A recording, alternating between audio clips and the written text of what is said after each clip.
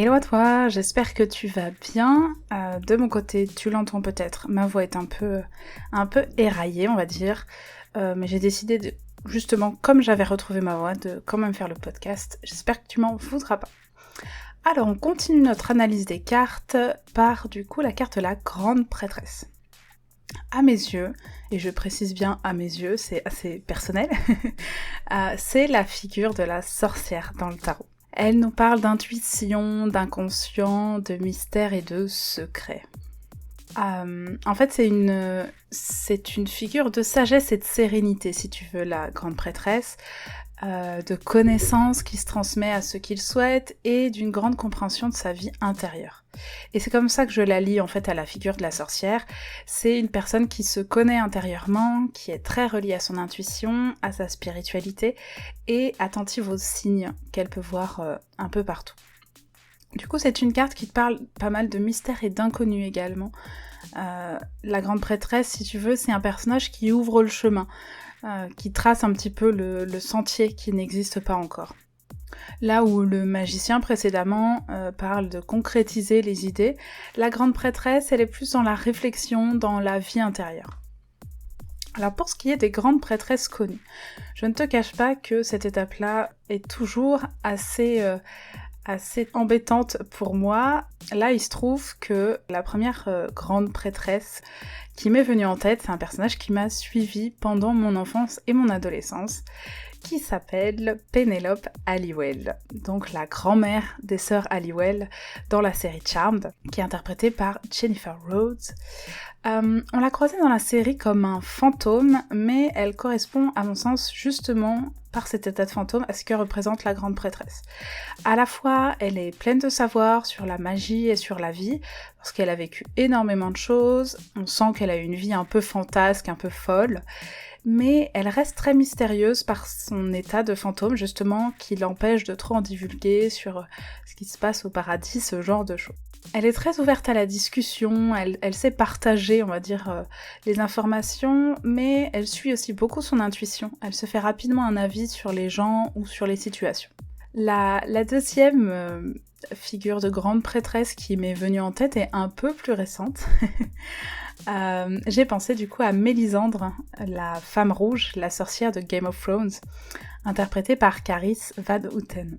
C'est un personnage assez mystérieux, qui possède un savoir énorme, en tout cas c'est ce qu'on pressent, et qui du coup contrôle le feu et sait ramener les âmes à la vie. C'est un personnage qui est très croyant, on sent qu'elle a une très forte spiritualité, une foi assez inébranlable en la personne en qui elle croit, elles sont maîtres de la lumière, mais là où la grande prêtresse partage volontiers son savoir à qui veut, Mélisandre, pour le coup, n'hésite pas à brûler ceux qui refusent de se convertir à son culte. On est un peu parti dans l'opposé de la sorcière, un petit côté inquisition. Par ailleurs, elle garde quand même un secret qu'elle met 6 saisons à dévoiler, sa véritable apparence sans son collier. Donc voilà pour les grandes prêtresses auxquelles j'ai pu penser. N'hésite pas à me dire si tu en as d'autres en tête.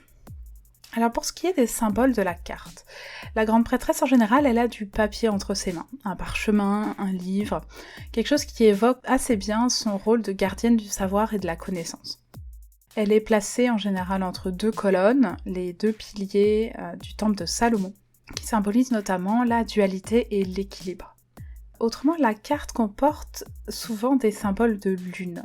La triple lune sur son front, un croissant de lune à ses pieds, ce genre de choses, qui évoquent beaucoup l'intuition, les cycles, bien sûr, lunaires, et la notion de changement. Et alors, si tu tires cette carte, eh bien la grande prêtresse, c'est avant tout un appel à s'écouter, à écouter ton intuition, les signes que tu peux percevoir, bref, à mettre un petit peu de côté la réflexion et la logique. Cette carte, ce qu'elle te dit, c'est « fais-toi confiance ».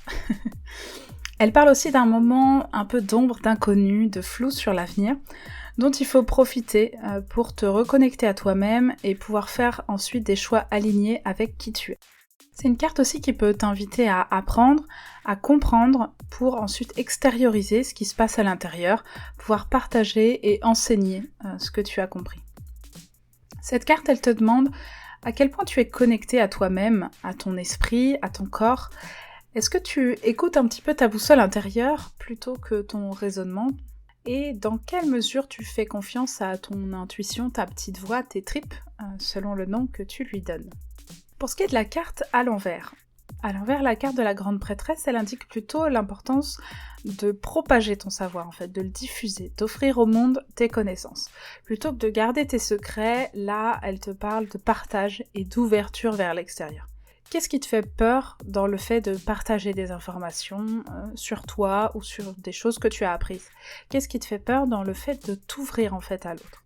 Donc voilà, tu l'as compris, la carte de la grande prêtresse, elle t'invite à te reconnecter à toi-même et à ton intuition. En fait, c'est un personnage qui sait quelle est l'étendue de ses connaissances, qui est attentive à ce qui se passe en elle, pour pouvoir ensuite mieux l'enseigner aux autres et leur montrer comment en faire de même. Voilà, j'espère que cet éclairage t'a aidé à mieux comprendre la carte de la grande prêtresse. Je te dis à très vite pour une prochaine carte. Bye bye!